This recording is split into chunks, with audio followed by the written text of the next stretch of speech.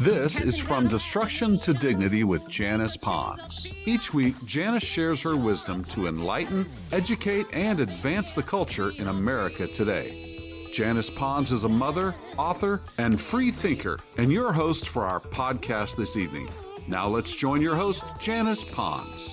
Greetings, greetings, greetings. Come on in. Welcome, welcome, welcome. My name is Janice Pons. I am the host on our podcast, From Destruction to Dignity, Clinical Perspective, Spiritual Truths. Tonight, we're going to continue our amazing journey together. What is it that we don't talk about? We talk about everything, and we should, because we get understanding when we do. We've got our great flag behind us that represents our nation, our 50 states that represents the Constitutional Republic of the United States of America. We're going to continue to pray for our president, the cabinet of our president. We want our president. We want our nation to do well. We want every branch of our government to do well. And so we're going to continue on this journey. We're going to continue to lift up our Americans that are coming out of, they were struggling last year to 265,900,000. I like to say that number because I want to remember them. They need our help and support, and things are turning around. We're going in a different direction. We clearly have new leadership in our nation. We have the 2026 elections coming up. Next year, a lot of dynamics are going on, a lot of drama related to all of that, and these things are going to determine who are going to be the leaders in our nation. So tonight, we're in line with that. We're going to examine and dissect some things regarding the dynamics of the gravy train. We're going to talk about that, the gravy train. And we've heard it, the gravy train's over. What does that mean? What does that mean? The gravy train. All of this, the gravy train, ties into our clinical perspective, which is change is inevitable. So let's explore this together, my fellow Americans and my brothers and sisters. Remember, we're going somewhere, and it's expecting us when we get there. Come and go with me. You're invited. Let's go. There's an old saying that goes something like, sometimes good things come to an end. The bottom line is that we were sponsoring a gravy train. The bottom line is that a gravy train is a much exploited source of easy money. If I've said it once, I'll say it again. We were being used to pay for the housing, health care, education, child daycare, food, and free monthly money card of illegal immigrants. And we were also being used related to immigrants being paroled from prison in Haiti, Cuba, Venezuela, and Nicaragua, and the auspices under which that was set under, it was violated. It was willy-nilly. Timelines were violated. It was just a mess. And all of it was to get all these millions of people in. Just bring them in. Just bring them in. And we sponsored it while Americans suffered. And it was all to embolden the numbers to be controlled and manipulated by the Democratic Party, and to have more voters, illegally getting them in, but we pay for them, get them in, more slaves. It was a mess. But thanks to the change in leadership, that gravy train is over. See, the gravy train, let me just keep going. My mind goes off over here, but let me tell you what they were doing with this, and that, because the more I learn about these things, it's like, oh my God, that's what was going on over there. That's what they were doing. There is no way that our nation could have survived trying to maintain the willful, deliberate path that they had put us on. Crashing was the goal. Yet, we are going in an entirely other path now. Now, states will be ending their programs for illegal immigrants, saving millions and some billions of dollars. Since around 2020, Washington, D.C. and 7 states have opened their health care programs to illegal aliens. However, since President Trump's administration began, some states have abruptly changed their policy positions. According to the Associated Press, California, Illinois, and Minnesota, all heavily Democrat-run states, have announced that they will be scaling back or ending their Medicaid programs for illegal aliens. We were paying for that. When we looked at the state budget, the dollars were not there to support what was passed and what was being spent. Illinois, that's what they said, that's what they concluded. Illinois will begin slashing its Medicaid availability immediately. They started back. They've already started slashing it. For illegal immigrants ages 42 to 64 for an estimated $404 million in savings for illegal immigrants. Guys, what in the world do we not understand about illegal? It's crazy. Minnesota likewise started the process of ending the program for adult illegal immigrants immediately. It's estimated that the state will save $57 million with that policy change. Minnesota Speaker Lisa DeMuth, Republican, said that the health care program was not sustainable. Guys, these things will break the back of this country. She said it wasn't sustainable in her state. This speaks to how our nation would have totally imploded if the Obama-Biden-Harris cabal had continued to take us down the path that we were on. It was not sustainable. Some would say that we have to be compassionate. It wasn't about trying to be non-compassionate or not caring about people.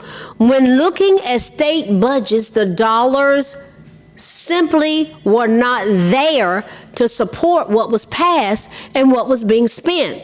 Estimates for the number of unauthorized, often called illegal, immigrants in the U.S. vary by source, but the Migration Policy Institute, the MPI, Migration Policy Institute, estimated that 13.7 million unauthorized immigrants in mid-2023, while the Pew Research Center estimated 14 million in 2023, and the Center for Immigration Studies estimated 15.4 million by January 2025.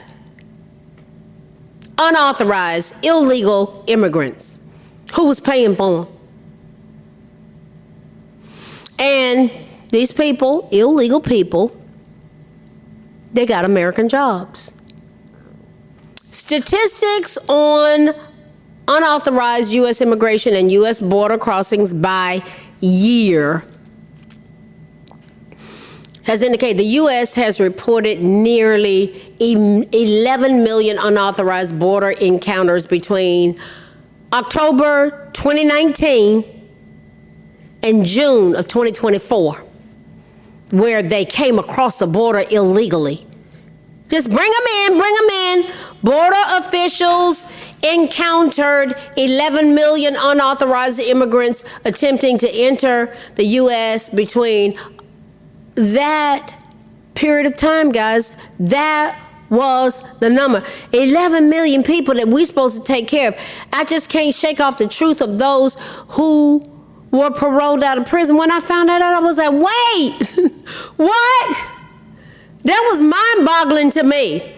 And what boggled my eye, when I first heard it, was when President Trump and Kamala Harris had their presidential debate, and he brought it up. He sounded like a nut job. He said they're emptying their asylums, and they're emptying their prisoners. and what made it even more just punching was Kamala Harris looked at him and just went like he's nuts. He sounded nuts. I said, what is he talking about? And then I started digging, and I saw the man wasn't nuts. He knew exactly what he was talking about. And she did too. She did too. They did. The Obama, Biden, Harris cabal, they knew. Bring those in. Bring those guys. Millions. Bring them in. Bring them in. Parole them out of prison. Bring them in. Illegal alien adults in Minnesota will still have the option of purchasing health insurance, Speaker DeMuth has said. California, on the other hand, will stop enrolling adult illegal immigrants into its program in 2026, which will save the state more than $3 billion for several years. Health officials estimate that roughly 200,000 illegal aliens will lose health coverage in California when the program cuts take effect next year. However, Governor Gavin Newsom, Democrat Gavin Newsom, reportedly maintains that the state still provides the most expansive health care coverage for poor adults. I tell you, I want poor adults to be taken care of, but I want them to be poor Americans. We're supposed to help take care of people. We're supposed to, the elderly, those that are disadvantaged, disabled. But guys, these illegal people were coming in here and they were bringing them in willfully, intentionally, on purpose. It was a mess what they were doing. And it was to embolden their voter rolls. It was illegal. That means against the law. Healthcare providers have pointed to the increasing number of immigration raids by the U.S. Immigration and Customs Enforcement, ICE, who, you got these liberal mayors, they don't want to work with them. But look at what happened when the mayor in Washington, D.C. worked with them. Powerful, outstanding results. And those people that were on the streets, they got connected with case management. We're going to do a podcast where we dissect what goes on with case management. That's coming up.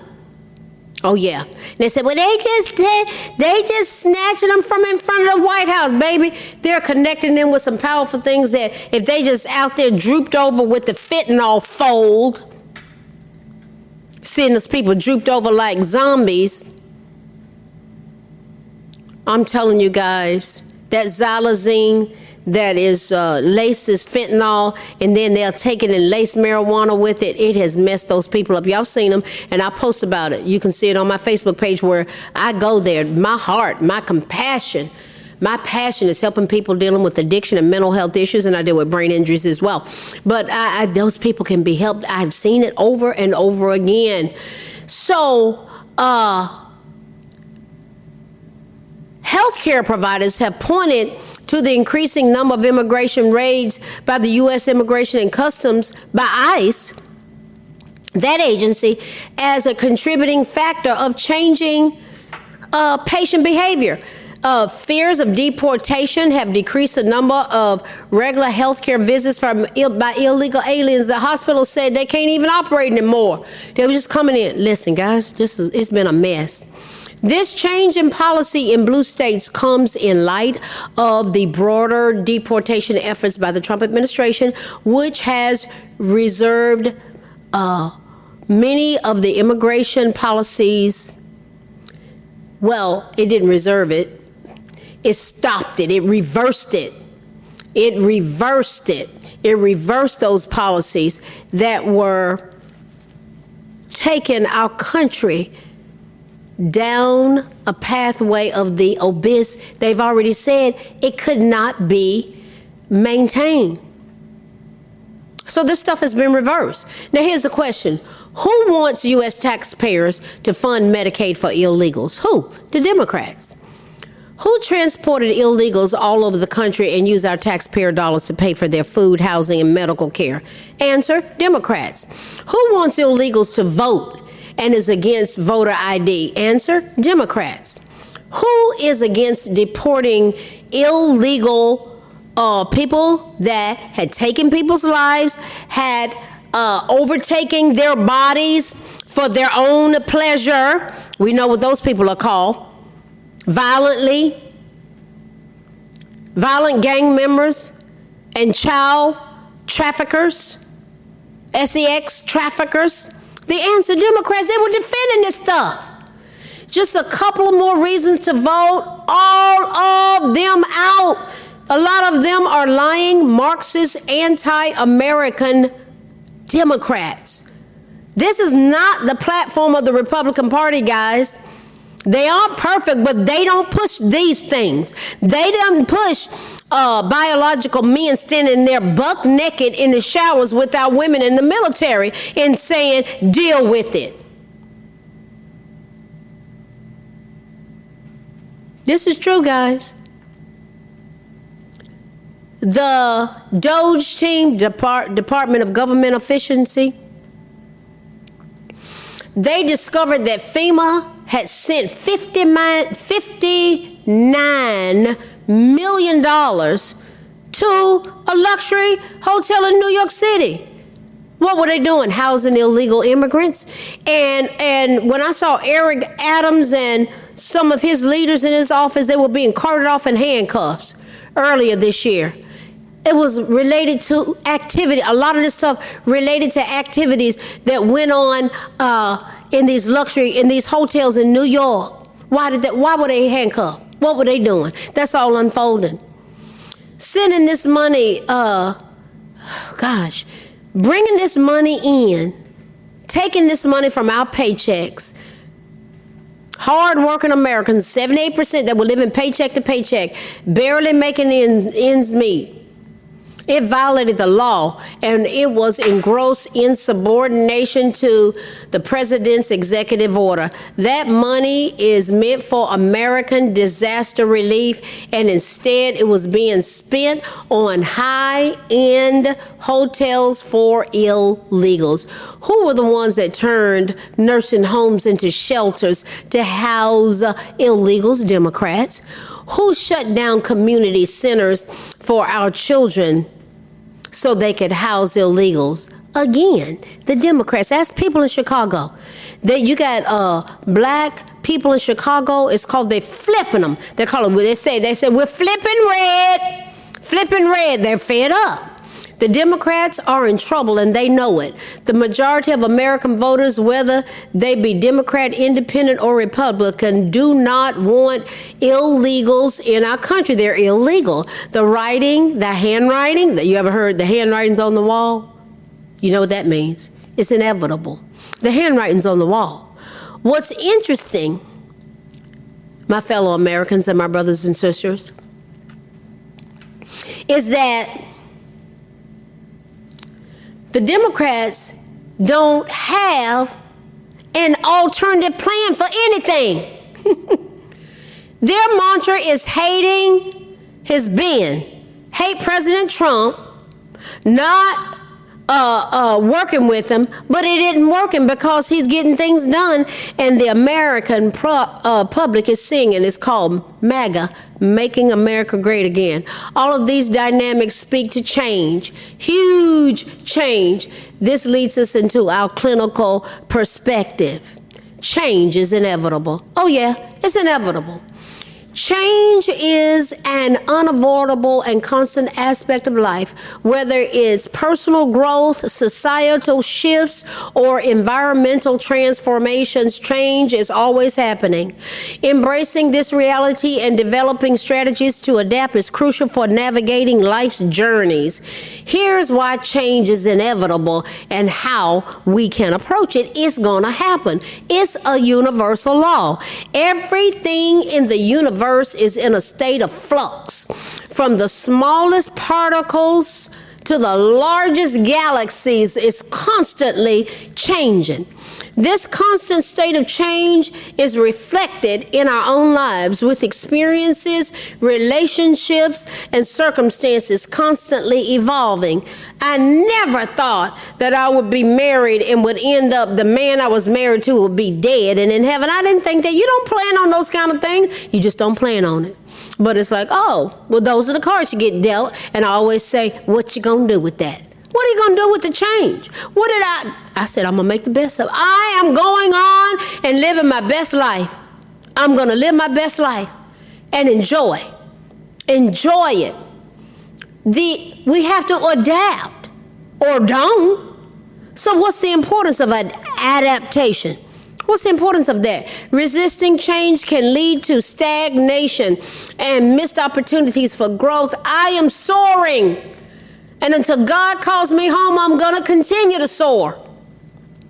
Learning to adapt to new situations, embrace challenges, and find new paths forward is essential for personal and professional development, guys. It just is. Now, what would happen if we develop a growth mindset? What would happen? A growth mindset emphasizes learning and development. It's crucial for navigating change. That mindset allows individuals to see challenges as opportunities for learning and growth rather than obstacles to be avoided. You run to it. You lean into it. Yeah, you do. What would happen? Guys, I love this kind of stuff. It changes people.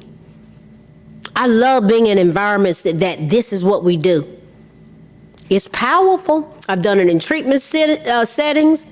I've done it in residential treatment programs. I've done it on jobs. This is how I lead.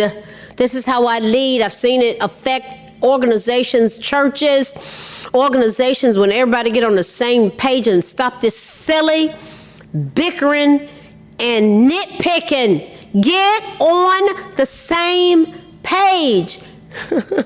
My God, and stop making things about dysfunction and drama and trauma. What would happen if we recognize the benefits of change? What would happen? Not dramatizing and traumatizing people. Guys, it's from the pit of hell. What would happen if we recognize the benefits of change? It could lead to new experiences, perspectives, and opportunities that might not have ever been possible otherwise. I love this.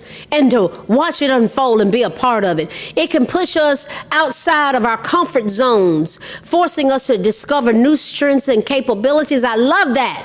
What would happen if we manage the stress of change? Yes, it's stressful. It can be stressful, but it's important to acknowledge and address those feelings. Say that this is different, but we use our strategy, skills, and tools. Developing coping mechanisms such as mindfulness, staying in the moment together and talking through it, exercise, or seeking support from others can help manage the emotional impact of change. In essence, change is fundamental. It's a fundamental part of life. By accepting this reality and cultivating a growth mindset, individuals can not only survive, but thrive in the face of change. What have we looked at tonight? The gravy train's over. It's over. All of these dynamics that have been going on, these states are saying, we can't fund that. They said we couldn't survive. We couldn't survive. We could not. And so they've come to accepting the reality that things have changed and they will continue to change because people are like, they're not going to line up and hook up with that destruction anymore. I heard a young woman talking, this welfare to work program, it's worked beautifully. It worked beautifully under the Clinton administration. I was a part of a substance abuse treatment program, and the women had to work or go to school. They had to do something different, productive for 20 hours a week to be able to get their food stamps and their welfare check. I saw this video clip of this girl. She had to do something 15 hours a week. And she said, I can't get my $4,200 a month in food stamps unless I volunteer and help out somewhere 15 hours a week. I thought $4,200 a month? Is she feeding the army? Oh my God. But she was upset because she said, they messing with my money. Baby, that ain't your money. That's not your money. We were paying for that. My God, that's the end of the gravy train. You got to show up, be front and center 15 hours a week, working, going to school, doing something productive. I've seen that change people's lives. I love it. I love that. But she's belly aching cause she's telling me, I'm not going to get what's mine. Baby, that's ours. We were paying for your $4,200 a month in food. Oh my God. Those gravy trains are up. You got to participate. You got to show up. You got to be in the game and use these kind of strategies, skills, and tools and ways of thinking that we're just kind of talking about thinking out loud. Guys, listen, we're going somewhere. It's expecting us when we get there. I love this stuff. Y'all know I do. I love y'all. I love our nation. I love America. Only God knows the future, but I tell you what, we're going to keep showing up and we're going to talk about these things because we are one nation under God, indivisible, with liberty and justice for all. As we go together from destruction to dignity, clinical perspectives, spiritual truths. This is a good thing that we're doing. We're going somewhere. I am, and a lot of people going with me, and we're going together. Groups, churches, ministries, support groups, families. This Trump account, that motivates me to keep working, expanding my sphere. I want to show people how to think a certain way and encourage and support one another as we invest in our posterity. Guys, this is good stuff. I love it. Listen, we're going somewhere. Yes, we are. It's expecting us when we get there as we go together. From destruction to dignity, clinical perspectives, spiritual truths. Listen, I'm going to be talking more and more about the solidification related to the Patreon, the subscription, finalizing. You'll be seeing me talk about it, post about it. You'll find out about it. So keep your ears open. Thank you. I appreciate you guys. God bless you. I will see you next week. God bless you. Good night. Thanks for listening to this week's episode of From Destruction to Dignity with Janice Pons. Janice's mission is to provoke thought, bring awareness, and point people towards intervention when needed. As a reminder, this show is not therapy, but for educational purposes only. For more information, check out JanicePons.com or follow her on social media. We are one power, strength is ours, liberty, been set free, education, affirmation, dedication, information, revelation.